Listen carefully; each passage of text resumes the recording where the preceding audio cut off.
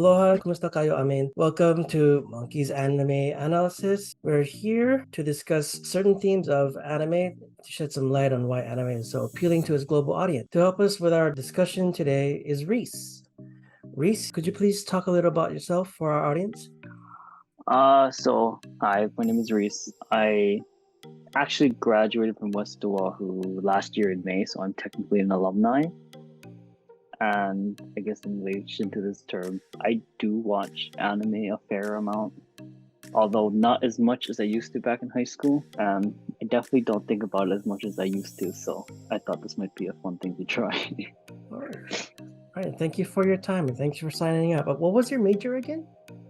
Creative media Creative media? in Oh, wow. design and media, I think the minor was in. Oh, I'm in the same one. So you said you watched anime for a little while now. I don't have my chart Yeah. with me, but what sparks your interest in anime? Like, what do you like about anime so much? Originally, it was to help me learn Japanese, Oh, interesting. but somewhere along the way, it kind of switched because I wasn't really learning much. So then it just switched to me. Now I understand what I'm watching because I studied in between that time period, but it eventually changed to me watching mostly just to keep up with what was interesting. And at that time, it was Digimon because they were coming out with the Try stuff, Oh yeah, and Digimon. then Oh it kind of led into other stuff as I found more things to watch. yeah. Well, I remember watching Digimon. I mean, I got up to a point where they weren't showing it on Cartoon Network anymore. Yeah. I was like, oh, okay, I guess I can't watch that anymore. It was just Pokemon and Dragon Ball Z. So I had you watch an anime, correct?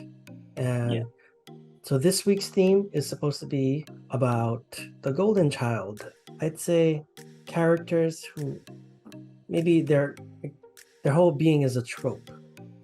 Like they're overpowered, they're unbeatable, they can never do wrong.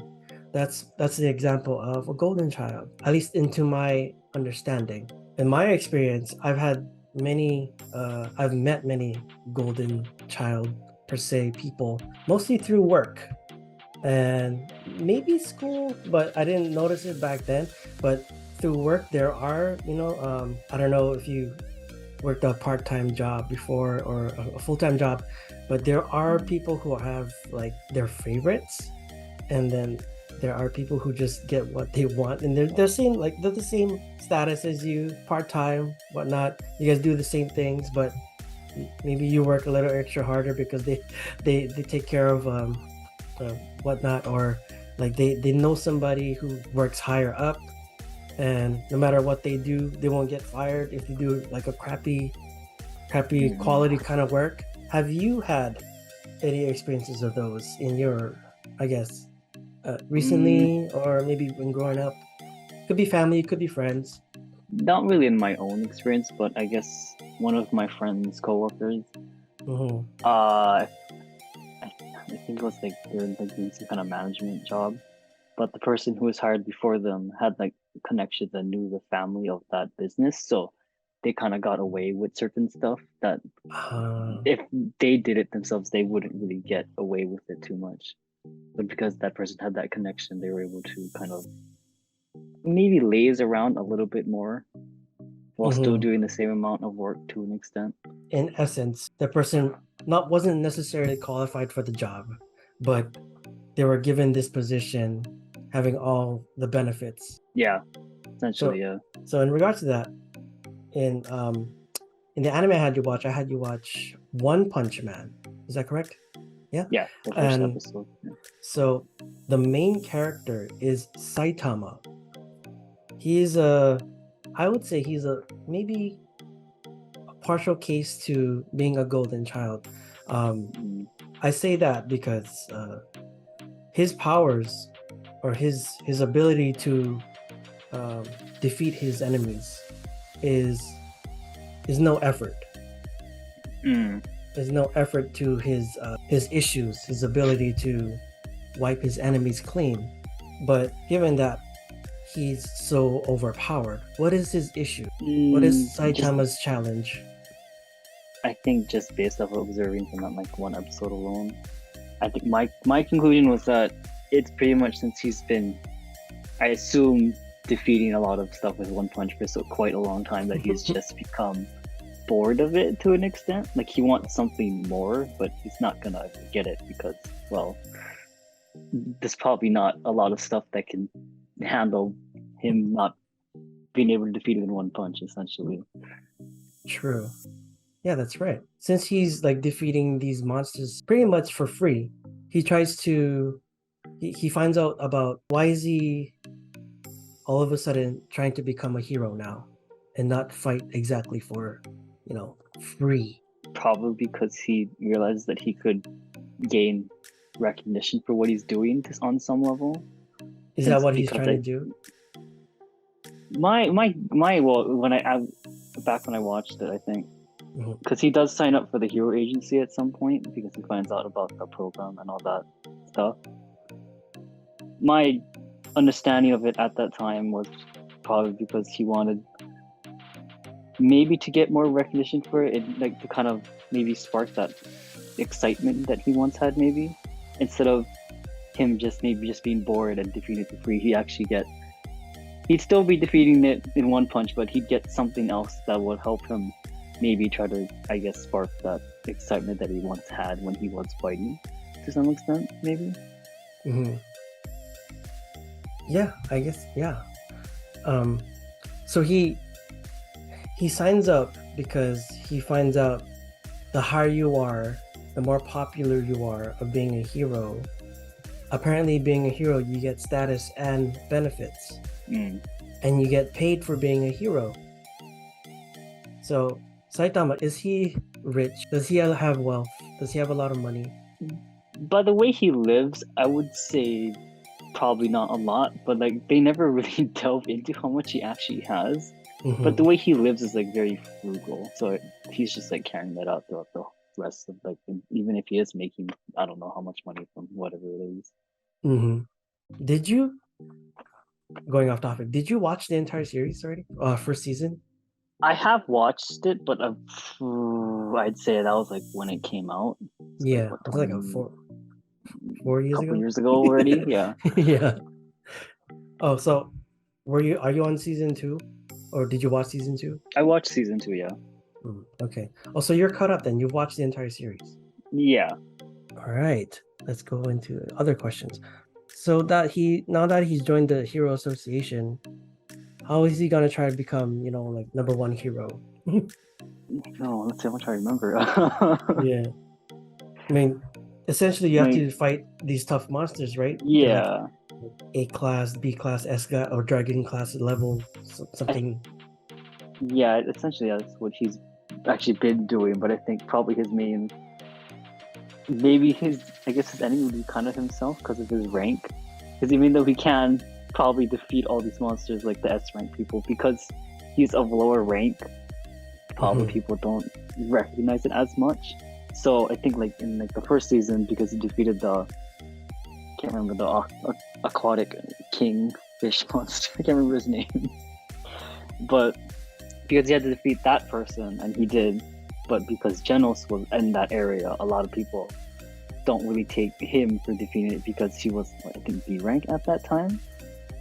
And he got blamed by like the tank top people and like accused of a lot of stuff when it really wasn't really, I guess, not really in his control, but like not really his fault, because he was just happened to be there or wanted to, I don't happen to be there, but like he went there to do the thing. But yeah, there was other things around him that kind of made it look like he was taking advantage of something, or like maybe something the S rank hero did. Right. I don't. Yeah. So it's funny that you mentioned was it Genos his name was? Yeah. Right. So they dive into Genos, like other characters, right? And how they have their own backstories. Yeah. What is Saitama's backstory? How did he become so powerful? I guess in great. Well, I guess the beginning they showed his 3 years ago when he was battling the crab, but then I think I I don't know what the time period is, but I assume during that time period and also like following that, he always says all he did was I forget like what the 10,000 push-ups and like the Yeah, whatever miles thing is what I he think attributes to it. But like I don't there's like the weird gl- this is also not really solved yet either in like the upper lower the thing, yeah. but like But his claim is yeah, 100 push-ups a day, yeah, 100 sit-ups, 100 pull-ups, 100 miles or something like that. yeah. Every day, every week. But we know, maybe for a little fact, in real life, that doesn't happen to the human body. No. Yeah. So to an extent, the creators of this character gave him these powers, which he probably doesn't deserve, Yeah, or if maybe you is even ask me. aware about. Yeah, but essentially, that's what I think the Golden Child is. He was given these powers without, you know, exactly any context, but he was given these powers in the power Mm, from the creators. Not necessarily he really worked for it. He just claims that he did 100 push-ups and whatnot. But it's still it's a mystery. That's why I want to keep watching. Like, how did he get it as well? mm, But that's essentially how he got his powers, not exactly from doing those push-ups or all those workouts or what he claims, because it cannot be proven. Do any of these characters, well, not just the one I had you watch, because you've watched the entire yeah, series, or yeah. whatever series there's available right now. Do any of the characters have supernatural powers or magical powers? That like I would consider to be that, or Yeah, something that maybe it doesn't exist in our real world existence. but I probably the most would be well, like, maybe obviously would be I guess what's her name? Tatsumaki, the green haired tornado magic. Mhm. I can't remember her powers. Yeah, but her what psychonetic? I think it's Yeah, I forget what you're it's right. called. She has like telekinesis or something. Like she Yeah, can move stuff with her mind. Well, that being said, we can't exactly put ourselves into their world, because yeah, those kinds of powers don't exist. Mainly as like, if you watch the first episode, there's no such thing as like 47-foot monsters trampling on the yeah. cities, but we can relate to the characters even though they're not real. I don't know Yeah, if you know what I'm saying. Um, for like example, Saitama, the main character, he experiences human emotions. Oh, even everyday troubles. He's trying to save money. mm, He's trying to get the best the best deal, right? He's looking for discounts. I believe there was one episode where he was being annoyed by a mosquito. He has hair growth problem because he is getting older. yeah, He lost his hair. Oh yeah, that was part of his story as well. mm, He lost his hair during his training, so we can't exactly be attached to their kind of world, but the characters themselves, they feel real because we can relate to human emotions from the main characters or the other characters as well. What lessons would you take away from this anime? mm, In the questions I gave yeah. you earlier, like on the episode one, but since you watched the rest of it, what lessons would you take away? Well, I guess like one would be, I guess maybe if you, how would I word this? Take your time, don't worry, there's no rush. Maybe from well, one that I can think of is I guess like just based off of his like one punch thing. Like I guess like even if you're able to do something like maybe like a high proficiency or like to like a well enough level, it doesn't necessarily always mean that you'll be satisfied or happy with it. Like you might have to try to find maybe something else in addition to it to kind of go along with it, maybe balance it out in some way. Right. Like a lower level, he does kind of weirdly show how to save money by looking at deals and coupons. To the best of your knowledge, among all the characters introduced in the anime, who do you think you find the most connected to? Who do you resonate with? Hmm. Even up to now, even in season two. Terms of like qualities, maybe it's still Saitama because Mm-hmm. even though given I don't have that like otherworldly aspect to him, I think his saving aspect and his just kind of like normalness amongst everyone else is probably since I see it as maybe the closest to maybe a human aspect, I think I relate to that more than the others. Why would you say that? What makes him so normal? I feel like his like minor annoyances and like trying to save and just trying to go down his mundane life, like just trying to find stuff to do in some sense. I Even though he kind has of a high responsibility. Yeah, I think because his character is built that way, I find it easy to relate because I think because I've been watching for so much, it's easier for me to detach like the superhero part because I know that's entertaining, so I watch for that. But then because I think I've been watching a lot of different anime, I do tend to look at the characters more and see how like fleshed out they are Hmm. in some sense. And Yes. like I think also given because I also watch Boku no Hero or Hmm. BNHA, I'm like I do, while I do enjoy that series, I do like watching One Punch Man a little more. But I don't know if that's because maybe the way he made or wrote the characters, it's a lot more maybe closer to you can the problems within the show, given like mostly in maybe mental internal ones. I think you could probably connect more closer to maybe a real life setting, possibly than Hmm. with Hero Academia, because Hero Academia is, even though it is like they have some issues, most of it feels more fictional, maybe, like in my feeling, whenever I watch the two. Right. My Hero Academia is a very good anime as well. Yeah. Um, Speaking of that anime, do you think what have we discussed here? A golden child who was, who's given the powers, uh, not exactly deserve them, Hmm. um, but they're like almost overpowered and almost gets what they want. They get the attention. They have the strength. Is there a character like that in My Hero Academia? Yeah. So I guess the main character would be Deku. Is probably the main Well, one I to would some say extent. maybe he deserves that power because he worked hard for it, right? I feel like he's working towards earning it. I guess in my viewpoint, Yeah. like whatever steps to fully like earn it, but like he earned the initial one, and he's like working towards. I think Hmm. that's how I view it. At least. Yeah. But sorry, but the example I use is probably has confused you a little. I was Hmm. leaning more towards the guy who has, the fire and ice power. Oh, Todoroki? He has like Yeah. the scar to burn or something on his face. I would say he would be the golden child example of My Hero Academia, where he's like Oh, yeah. he's talented, I can see that. but he didn't necessarily earn it or train hard for it because he was born with those powers. Um, and his father's a famous superhero, right? Yeah. And he gets all the attention because he get all the spotlight because his father he's living in his father's shadow. Um, he can't really necessarily do any wrong because people always suck up to him. He would be probably my example that I would use as a golden child. I can kind of see that, yeah. Because his is more, I guess his abilities would be more, I guess, procured by the father to be that, because that's what he kind of made him for in some sense. I mean, but we learned later on, I guess the character who I say he is a golden child, he did train in some sense to, like hone his powers from Yeah. his mom and his dad. But judging from the first few episodes, I would say he was an example of golden child.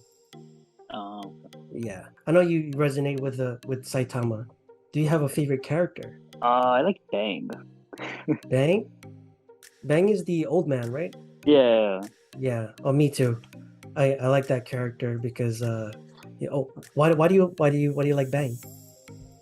I think, well, I think maybe one because he's old, but all the other thing is that I think the way they animate his like movements and the way they express how like he is, I feel like it just feels really cool and it's like nice to watch. I think because he deals with stuff with I think in like a more calmer Hmm. mental attitude towards it, but he's able to still like keep his ground and whatever with everyone else, despite that.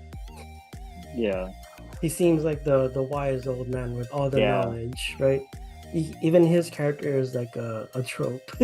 yeah, Yeah, for like almost every anime, but we can always relate to those tropes in our everyday lives. Like when we have questions about certain things, we would always ask someone who's, a little older than us because they yeah. would have more life experience and more knowledge. Um, that's how we, as I always think, like we see these characters, these tropes.